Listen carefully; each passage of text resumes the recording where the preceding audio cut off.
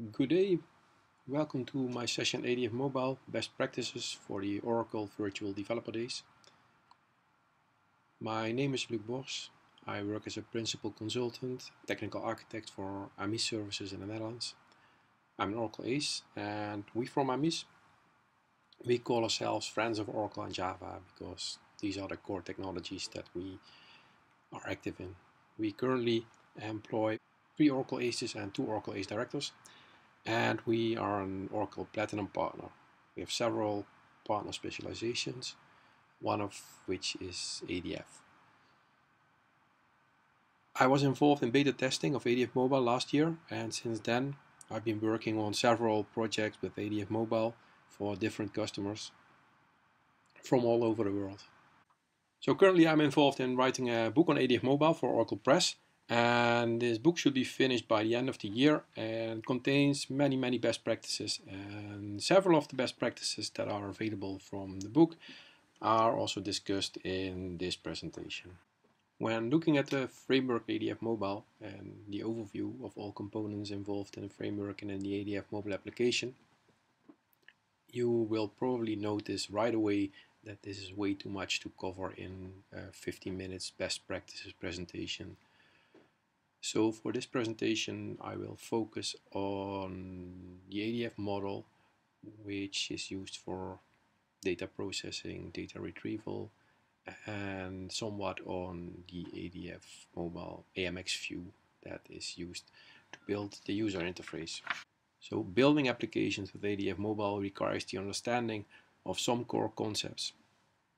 And I will explain these core concepts in short, and based on that you will learn some best practices and best patterns used in ADF mobile application development. So building a calculator with web-based ADF is pretty straightforward. You would use an input text for the values, you would auto-submit the values in this component. Then you would have an output text that will display the result, and you would use partial triggers to hook up the input text component and the output text component in order to refresh whenever it's needed. And finally you would use a managed bean that will have the values for both the input components and the output components, and of course it would do the calculation for you. But with ADF Mobile, that just doesn't work.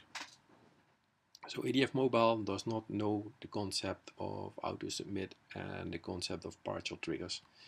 But you definitely have some options to get to the same result.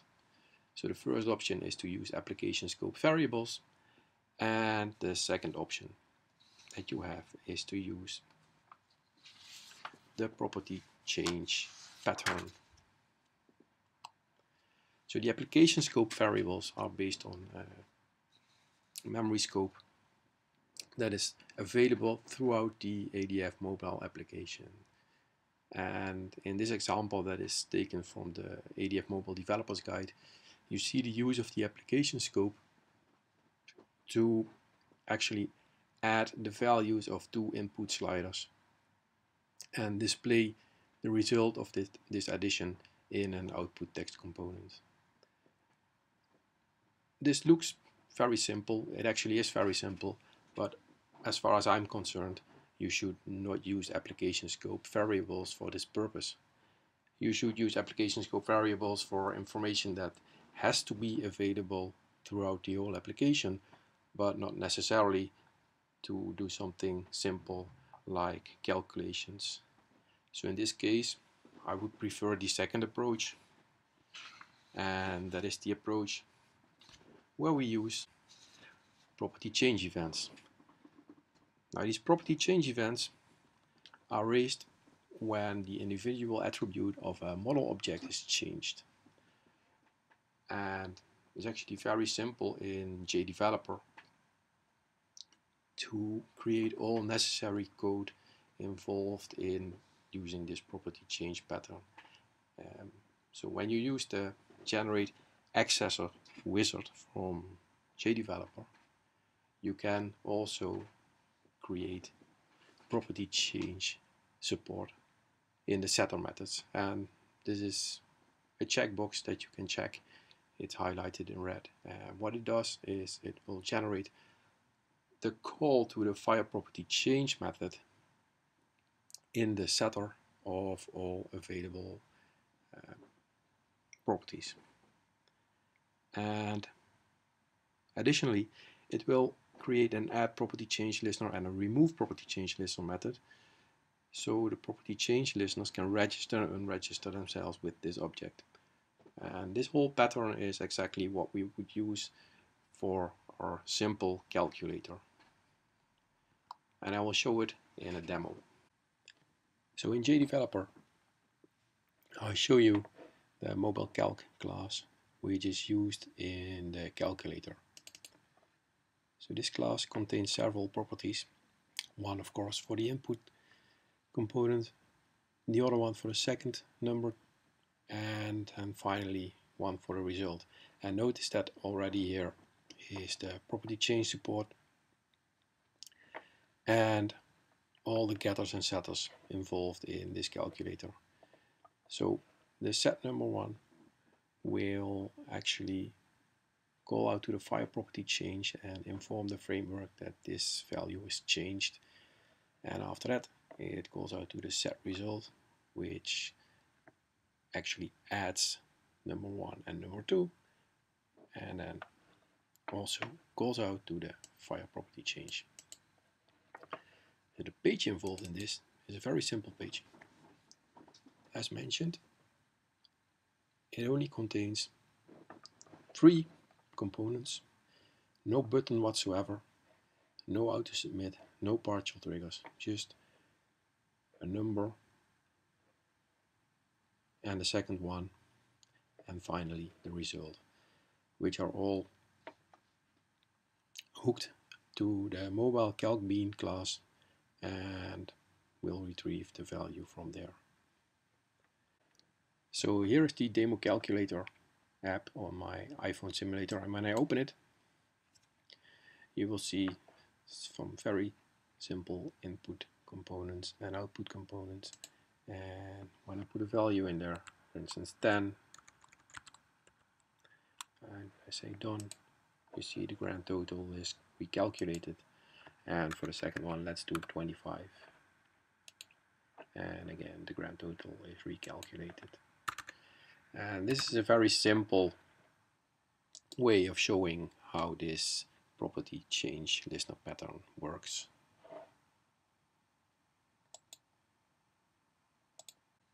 So that was the calculator demo.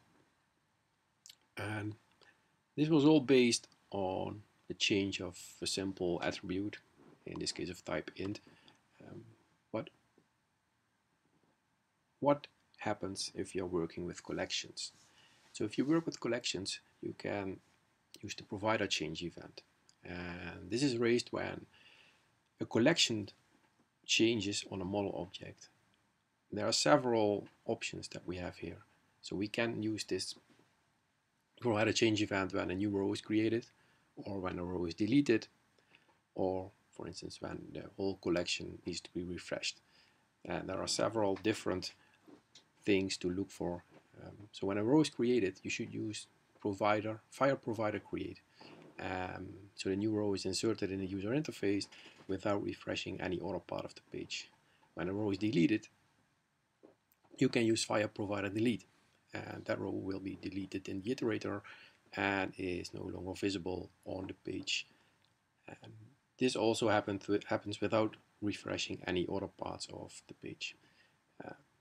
When you need to refresh the whole collection, for instance after requerying or after reordering or shuffling, then you can invoke fire provider refresh, and then the iterator is refreshed, but row currency is lost. Take a quick look at the arguments that are needed for this fire provider method calls. So you will use the provider key, which points to the list that is being refreshed, and you can use a row key to indicate what row is created or even what row is deleted. and then you see also the new row, which is actually the complete new row that will be added to the collection. And I created a small demo to show you how this works.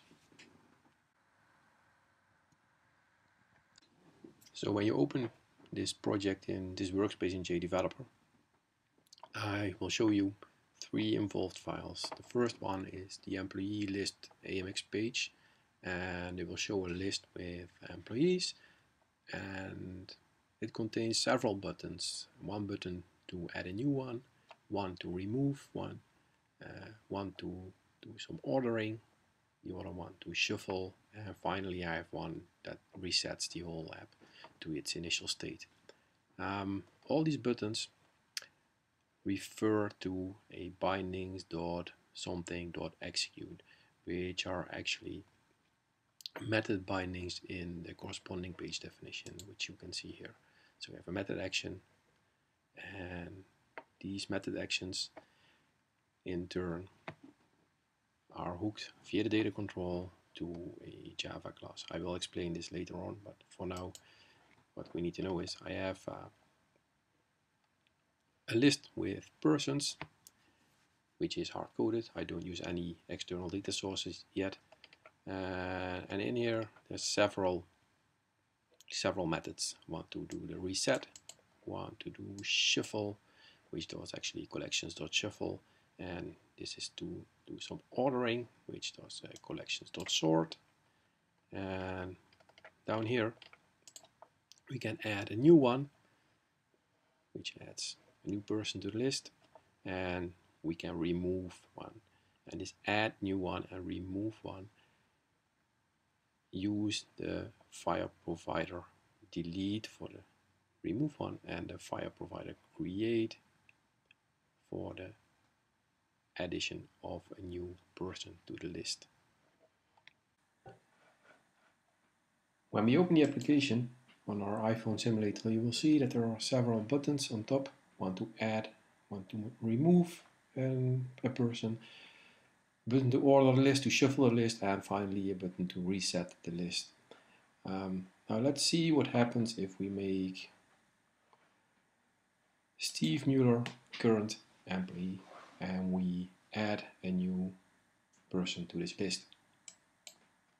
The new person is added on the bottom and Steve Mueller is still current. If we remove this new added person, Steve Mueller still is current. Now let's see what happens if we order the list. It will be ordered by first name, so probably Steve Mueller will be in the last position of this list, and the expected behavior is to lose row currency, so Steve Mueller will no longer be the current person. And there you go, Steve Mueller is on the bottom, Henry Jameson is now current. And that's not what we want. We have to create some additional coding to make this work. So let's reset the list. Everything is back to where we started, and then see that shuffling the list, so creating random order, has the same effect on row currency. So there you go, Steve Mueller is here and I am the current one. Okay, so that will be it for this demo, and let's continue with the presentation.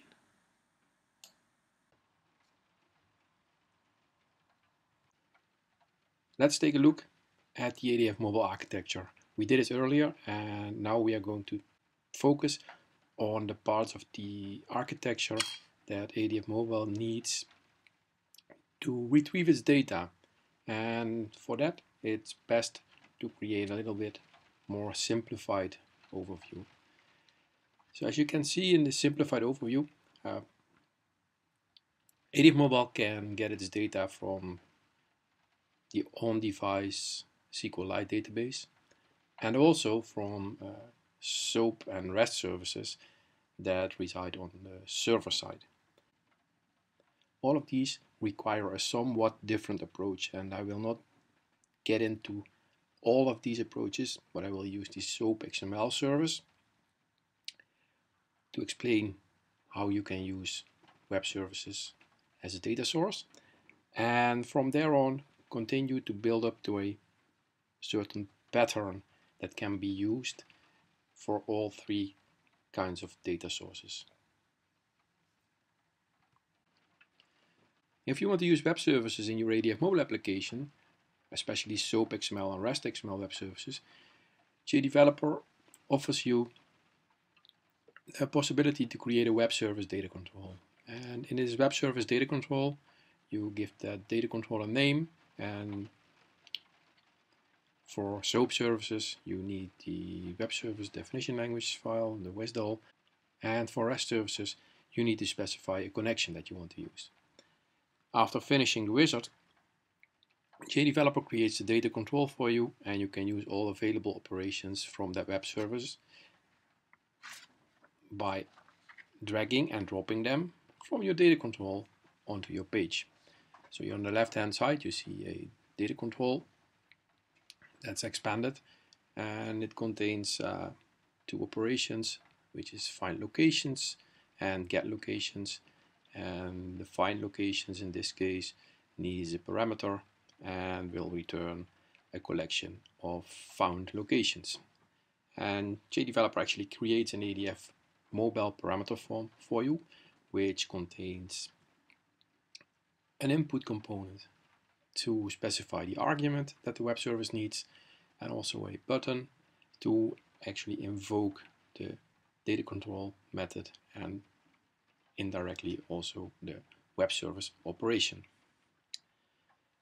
Now this looks very simple. Create a data control, drag and drop from the data control onto your page, and you are good to go. However, don't be tempted.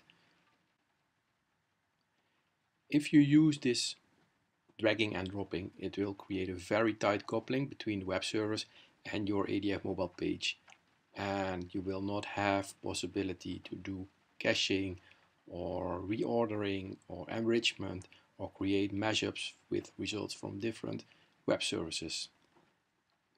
It is, in my opinion, best practice to create an abstraction layer between the web service and your ADF mobile application. And this abstraction layer is best implemented by a Java bean that actually programmatically calls out to the web service. And that Java bean has its own data control that you can use on your page. So the general name for this approach is Bean Data Control Service Object Pattern. And it can not only be used for XML web services, but also for REST-JSON web services, and even to access your local on-device SQLite database.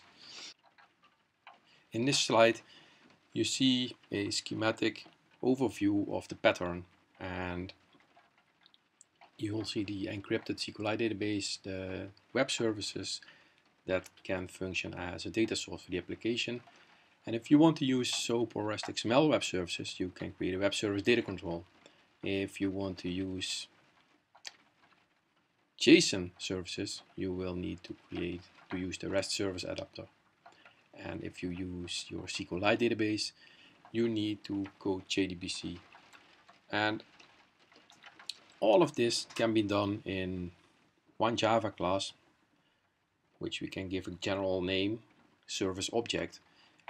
And this service object functions as the source that your ADF mobile pages will use for their data. Actually, the underlying technology is abstracted for you, because on this bean we can create a data control, and this data control is used as a source for your ADF mobile page.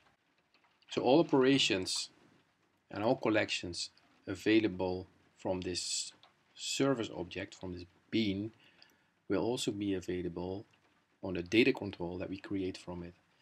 And this data control then can be used to drag and drop collections or operations onto your AMX page in order to have a not so tightly coupled connection from your pages to your data sources. Now let's see how we can invoke this web service directly from Java. So invoking this directly from Java does not require a page definition. We can simply use a framework utility method called invoke DataControl method. And this method requires several parameters. The two most important ones are the name of the data control and the name of the data control method. So in the code sample, you see HRW SDC2 as data control name and find locations view1 as data control method. And as you can see, the call to the invoke data control method returns a object of the type generic type. These generic types are actually a simple property map that have a name and a value pair and can also have a hierarchy. Now, you as a developer need to parse this generic object yourself or use the generic type bean serialization helper, which is another ADF mobile helper class that you can use for this. And this class helps you in the serialization of generic types from generic types to Java objects and also the other way around.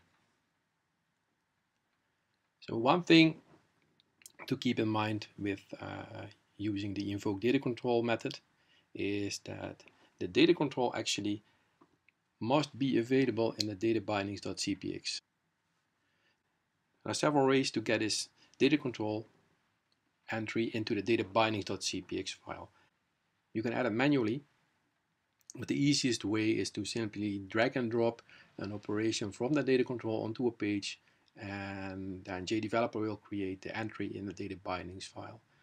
JDeveloper also creates an entry in the page definition file, which you need to remove manually, and also the artifacts on your AMX page need to be removed manually, but at least data control is now available in the databindings.cpx file.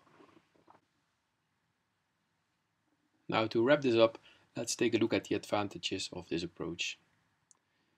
So, using this pattern provides a lot of flexibility for you to shape your model to your mobile UI. You don't need to have web services that reflect your mobile UI. You can simply shape this data in this bean exactly the way you want it. You can also perform client-side validation. Instead of calling the web service directly, you do it in Java code, and if you're in Java code, once you're in Java code, you can do whatever you want. It will minimize the number of round trips to the server. And of course, you can do offline caching. So the binding layer does not provide any caching yet, so you will have to use the Java class to do this. And one other advantage is that you can easily mash up data from multiple services in this Java class.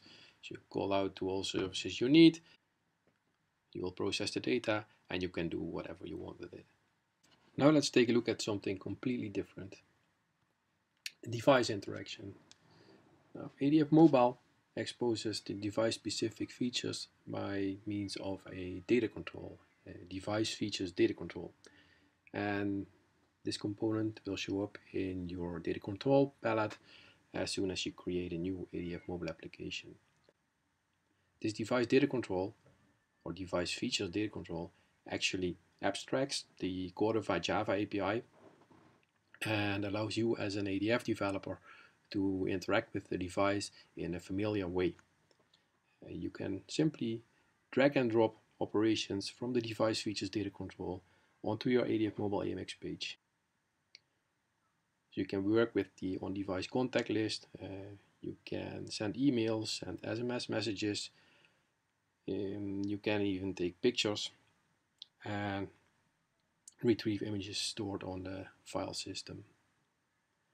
So when you drag and drop one of these operations from the device features data control onto your page, JDeveloper will create attributes that are needed and also a button to invoke this method.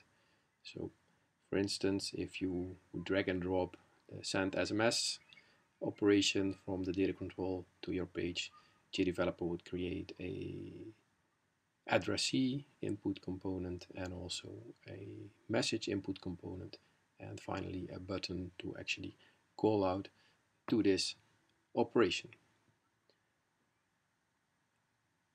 Again, as with calling web services from the web service data control, this all looks very convenient. It actually is very convenient, but again, this is not necessarily best practice. This will also result in a tightly coupling from your page and data control. So you have no influence whatsoever on how the result of such a call is processed or conditionally invoking an operation.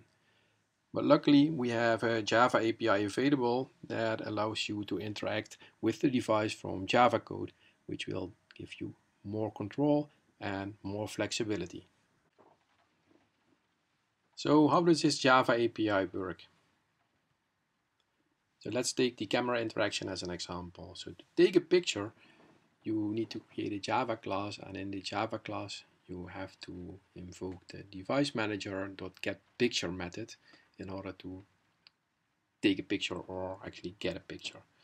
And this getPicture method requires several arguments. The important ones in this case are the source type camera, which actually tells the method to call out to the on-device camera and take an image.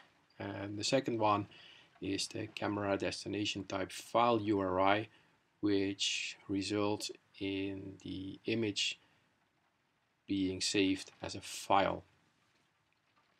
You can also get a picture from a library, so it will be an existing image on your photo library. And you can do that by using camera source type photo library. So this again looks very convenient. It's a simple, clear API with parameters for quality, destination, file type, encoding type, and width and height. Okay, so the API is very powerful and enables you to create pictures from within your ADF mobile app by invoking the on-device camera or actually calling out to the photo library that is on the device. So where's the catch? So all of these use destination type file URI, but you can also use destination type data URL. And if you do this, you will get a base64 encoded string that enables you to actually upload the image to a remote server by using a web service. But because of the fact that the cameras are very good and you get amazing picture quality, you can also run into memory issues if you use this base64 encoded string data URL type. And in order to not blow up your application and not run into memory issues, on iOS you should definitely set the quality parameter to a value less than 50. And on Android you have an issue with the default image settings. By default, the image width, so the target width and target height, are 0, and this will cause out of memory issues. So you have to tweak your image size carefully based on the requirements that you have for your application.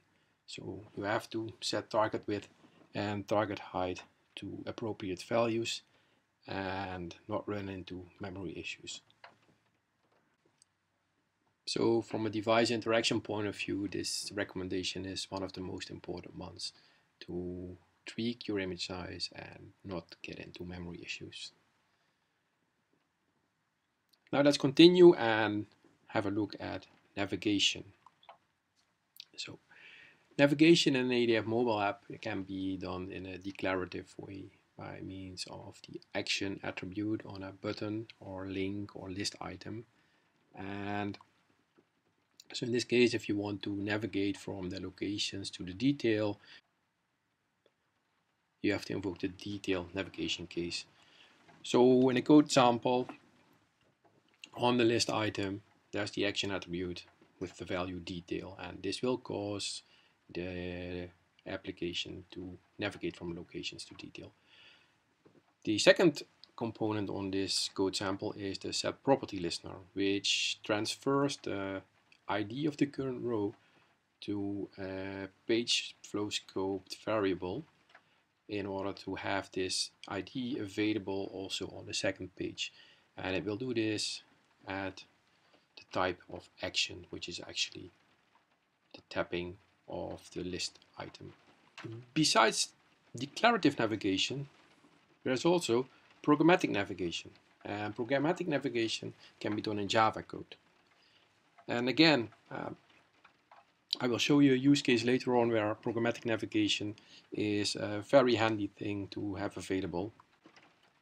So the way this works is in Java code you call out to the invoke container JavaScript function.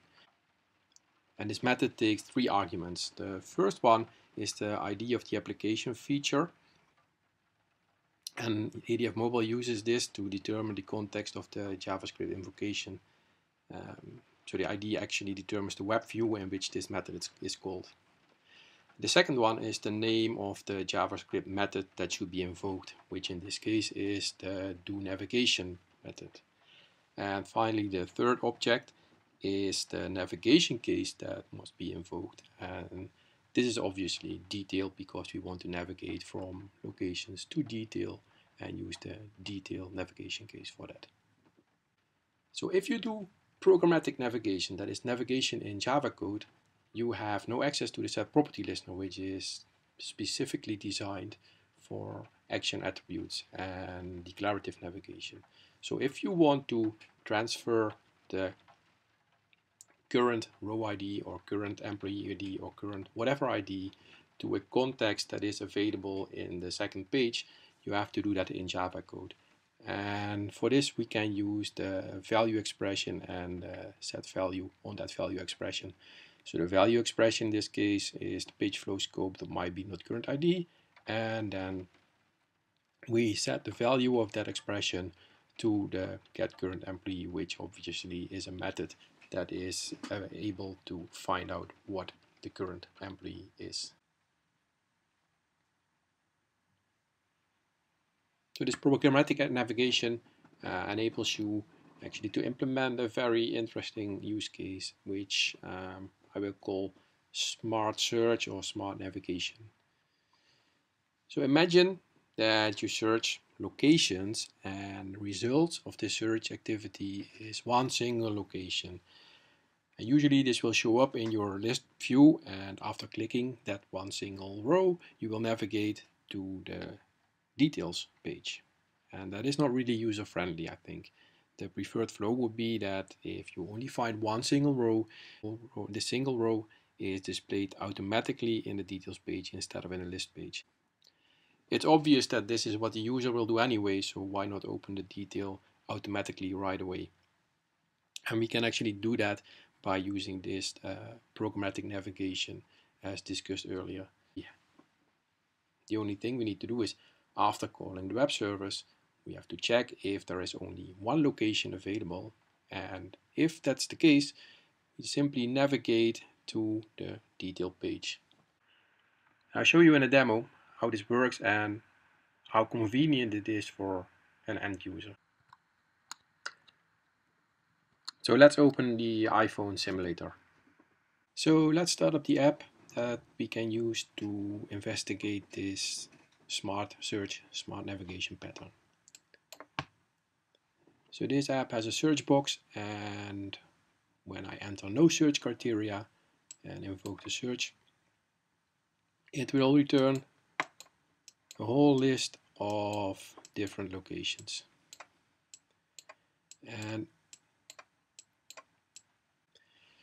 And as you can see, I can navigate to the details and it will show me the appropriate details. Now if I search for, let's say, the capital of Switzerland, Bern, and I push search, it automatically invokes the detail page, which probably means that there is only one search result for these search criteria. So let's see if that's actually true. So there you see it. There's only one result in my list. So instead of showing it in this list view and then click it and navigate to the details, it does This programmatic navigation enables us to show the details right away, which from an end user point of view is very, very convenient. So again, let's see what happens if I search for a different city. It shows 3. So obviously only if I have one search result it navigates to the details. So that was the navigation demo. So if you compare ADF Mobile to building web-based ADF applications, there's quite a lot of differences. So let's take a look at one of the most important differences. In web-based ADF you can use your mouse for clicking menu items, for clicking links and buttons, expanding and collapsing panes, selection of rows, deselecting rows. But in ADF Mobile, or actually on mobile devices such as smartphones and tablets, we don't have a mouse, so we cannot use a mouse. So instead of using the mouse, we use our fingers. And so your finger is used to control the application, and controlling the application is done by means of gestures. So with ADF Mobile you can configure your buttons and your links and also your list item components to react to gestures, and ADF Mobile supports the swipe to right, the swipe to left, swipe up, swipe down, and also the tap and hold gesture. These are the most common gestures in mobile applications, and they are obviously supported by ADF Mobile. So the implementation of these gestures is very straightforward. Again, very straightforward. The swipe gesture, for instance, can be used on an action listener. You can also use it on the show pop-up behavior or also on a set property listener. And it is done by defining the type. So besides the type equals action, you can also set the type to one of the supported gestures. In the examples, like these are the swipe right and the tap hold. So also for the set property listener, you can set the type to any of the supported gestures. So with these gestures available, we can implement some very common use cases. One very common use case is the pull to refresh. So you probably all know it if you use any kind of Twitter client or any kind of app that uses a list and can be refreshed by pulling it down and then release it to refresh. And with all the techniques that were presented in this presentation, we can use these techniques to actually implement this pull down to refresh use case with ADF Mobile. So to implement this use case, we need a couple of ingredients. First of all, we need, of course, a web service that retrieves the data for us, and also a DataControl that we can use on our ADF Mobile AMX page. This page will be based on a list view that in the end shows all locations that were retrieved by the web service. And on a list item, we will implement an action listener of the type swipe down. And this swiping down will be used to implement the pull down to refresh. So the action listener is hooked up to a method in a backing bean, and this method is called check for updates, which obviously calls out to a web service and checks if there are any updates. And this is all done by some smart Java code, all based on the same principles that we used before to actually call out to a web service. So this is the check for updates method, a little bit simplified. So this is what happens. Initially you have a list view which contains obviously all available locations in the underlying database. And when we add extra locations to this database table and re-invoke the web service, then these locations are also shown in the list view. And so this calling of the web service is implemented by a method in the Java bean, which is obviously hooked up to our action listener that I showed you previously on the slide. So there you go again, the check for updates method.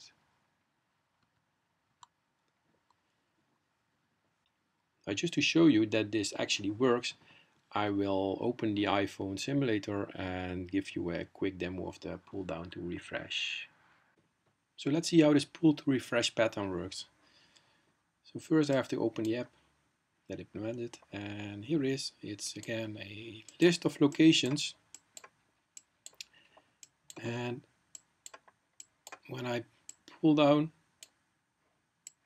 it wants to refresh, but obviously there are no new entries, so we don't see anything happen. So just to pay attention, the newly added locations will show up at the top of the list. So in order to do this, I have to go to my database and add some new locations to the table. So let's take this one and simply duplicate it. There you go. Give it a order ID. Make sure that this works, and give it a very recognizable uppercase street address, and just let's add a second one and make this one even more visible, like downtown 50. Okay, so there you go. I have to commit these changes to the database. There you are. And if all is well, the application now recognizes that there are new entries in the database. So when I pull the list down and release it, the newly added locations will show up at the top of this list. And there you go. Downtown 15 and Edisonbaan 15. These are the two newly added locations in this database table. So a very simple implementation for a very valuable use case.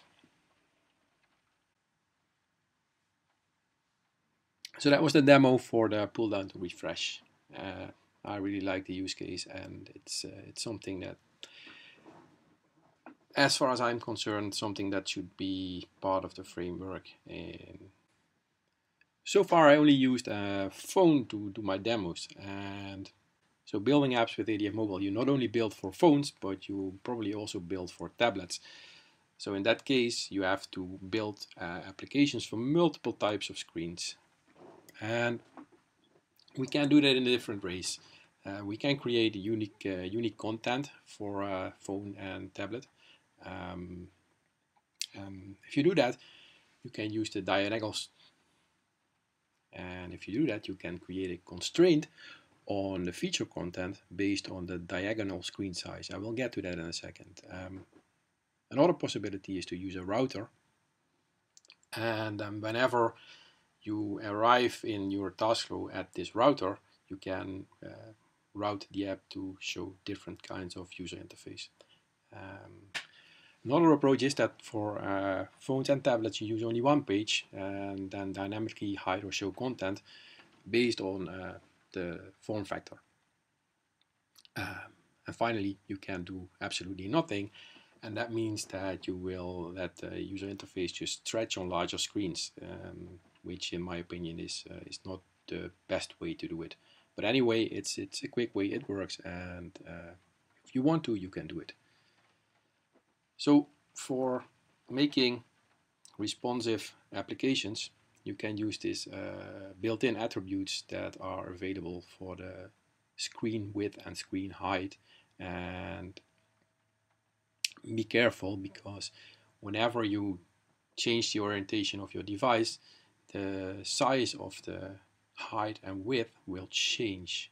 And in the earliest versions of ADF Mobile, the only sizes available were width and height. Luckily now we also have diagonal size, which doesn't change at all. So the diagonal size is something that you can rely on in creating unique content for either phone or tablet. So this is how it works. On your feature configuration file, you can actually add constraints to feature content. And in this case, we have a feature that is specifically designed for a tablet and one that is specifically designed for a phone. And we have a constraint that is based on the diagonal size, and we use an operator for that, and it says, in this case, whenever the diagonal size is more than 6, we use the tab feature, and otherwise we use the phone feature. So this is a very powerful way to conditionally render different content. So this constraint that you see here is also available in the XML source code, and it will show you a little bit more in detail that the constraint is related to the tab content. And if this constraint is not met, it will automatically use the phone content. And I will show you in a demo, a very simple demo, how you can create a responsive app based on these constraints. So this exact same ADF mobile app that I showed you in these slides earlier that uses this diagonal size constraint is running on my iPad simulator. And if I open this one, it will show you I am only rendered on a tablet layout. And this is the exact same application that I can also run on an iPhone. So when I switch from iPad to iPhone, and when I open that exact same app, which is this one, it will show you phone layout. And in order to show you that this is something that is really the same application, I will open JDeveloper, and in JDeveloper I can show you that in the feature configuration file we have this one feature with 2 different types of content, and based on this constraint either the tab content or the phone content is used. And if you take a look at the phone page over here, it shows you in the header it is the phone and it has the phone layout, and the tab page says I'm only rendered on a tab, and it shows you the tab layout. So that concludes this very simple demo for responding to form factors. To wrap it all up, I want to point out a very important site on OTN for you, and it is the Fusion Applications User Experience Guidelines, and they have a lot of mobile design patterns. And if you're working with ADF Mobile, you really want to use these patterns, because these patterns are very powerful and they allow you to create your ADF mobile applications in a recognizable way so that end users know what to expect from this mobile application.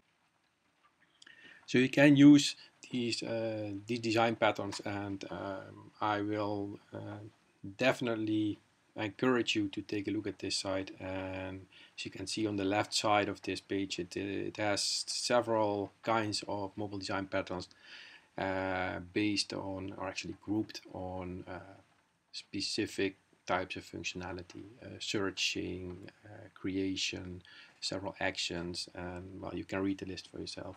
And I think this site, combined with the ADF mobile framework and best practices you get from this presentation and from other presentations, and maybe later from the book that I'm currently writing, that this will enable you to create very powerful mobile apps with ADF Mobile. And this concludes my presentation for today. Thank you for attending, and if there's time for questions, please feel free to ask, and if not, you can always send me an email or follow me on Twitter. Thank you very much.